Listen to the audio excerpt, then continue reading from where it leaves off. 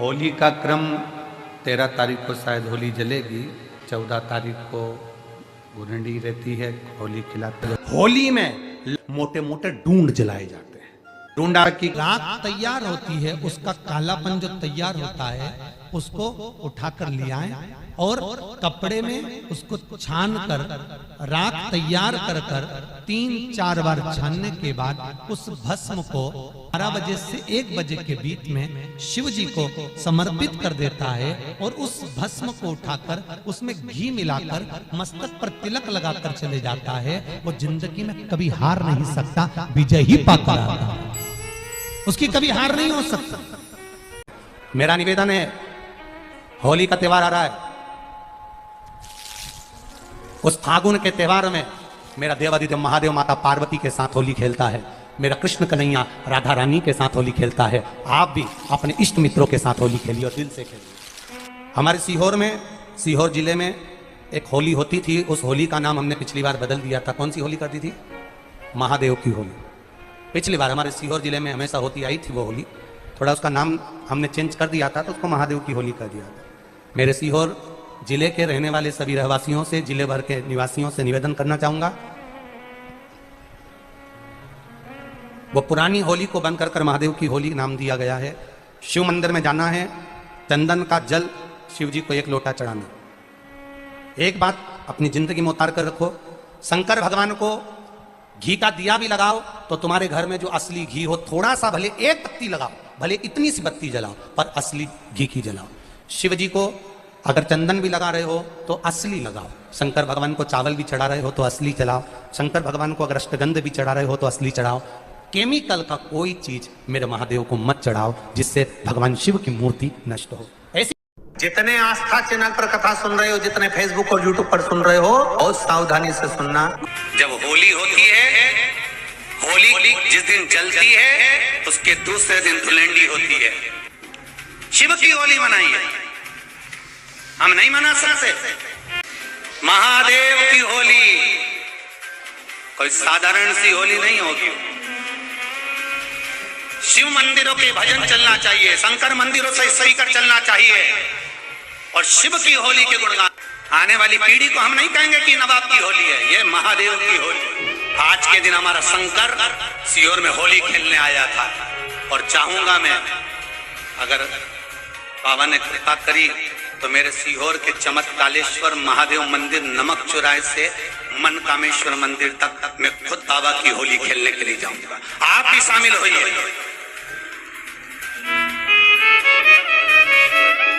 वही होली के दूसरे दिन जो नवाब की होली थी, दूज के दिन की होली गलत कर दी, पूरी कहानी गलत बताई। अगर दुनिया के लोग सही कहानी बताते हैं तो भतीजा और बुआ का संबंध खराब नहीं होता। कहानी गलत थी ना। लोगों ने कहा, हिरण्यकशिपु ने अपनी बहन से कहा, बहन तू अपने भतीजे को गोदी में रखकर बैठ जा और चादर ओढ़कर बैठ जाना, तू बच जाएगी, तेरा भतीजा जल जाएगा। तो बुआ भतीजे को जलाने के लिए गोदी में लेकर बैठी। बोलो सही है कि गलत है? लोगों ने कहानी गलत बताई। होली का लोगों ने कहा उसने अपने भतीजे को जलाया। पहले तो होलिका का नाम तो निकालो कि होलिका का नाम क्या है। कथा वालों ने कह दिया हिरण्यकशिपु की बहन थी होलिका, वो अपने भतीजी प्रहलाद को गोदी में लेकर बैठ गई। वो प्रहलाद को हाथी के पांव के नीचे डाला, खोलते तेल में डाला, अग्नि में डाला, इसमें डाला, उसमें डाला, नहीं मरा। आखिरी में अपनी बहन से कहा होलिका, तो अपने भतीजे को गोदी में लेकर बैठ गया। पहले उस होलिका का असली नाम तो लाओ, जिस होलिका का नाम विष्णु पुराण में डूंडा लिखा है। क्या नाम लिखा है? डूंडा। होलिका का असली नाम लिखा है विष्णु पुराण में डूंडा।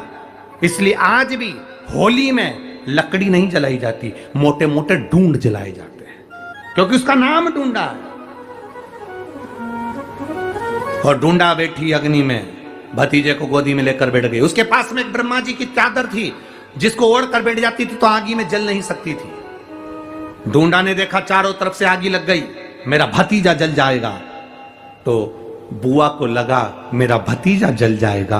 बुआ वो होती है जो दुआ देती है, बुआ कभी बद्दुआ नहीं देती है। और डूंडा ने अपनी चादर को उतारा, आगी चारों तरफ से लग गई। बुआ को लगा मेरा भतीजा जल जाएगा, तो अपनी चादर उतार कर अपने भतीजे पे डाल दी और बुआ खुद जल गई पर अपने भतीजे को नहीं जलने दिया। ये कथा है, पर लोगों ने उसको पूरी पलट दिया, पूरा पलट दिया। बुआ कब जलाई अपने भतीजे को?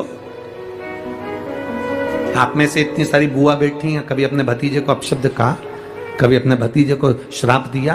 कभी अपने भतीजे को बद्दुआ दी? नहीं। जब भी बोलती हो मेरा भतीजा खूब फले फूले, भगवान कृपा करे मेरे भाई जैसा नाम कमाए, मेरा भैया कितना नाम कमाता वैसा मेरा भतीजा नाम कमाए, तो भतीजे को चाहिए जब बुआ घर में आए तो अपने मम्मी पापा से कहना, पापा मम्मी 2 साड़ी देना, क्योंकि अब मेरी नौकरी लग गई है, मैं कमाने लगा हूं, मैं कमा रहा हूं, इसलिए मम्मी एक काम करना, 1 साड़ी पापा देंगे अपनी बहन को और 1 मैं दूंगा अपनी बुआ को। तो मम्मी कहेगी तू अपनी बहन को देना, बुआ को क्यों दे रहा है? तो कह देना अगर आज मैं दूंगा तो उसके भी भतीजे उसको देंगे। यह हमारे यहां क्रम चालू होना चाहिए।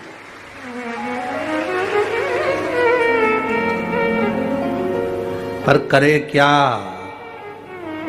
4 भाई 1 साड़ी बहन को जब देते हैं पैक करके, पूरी पैकिंग,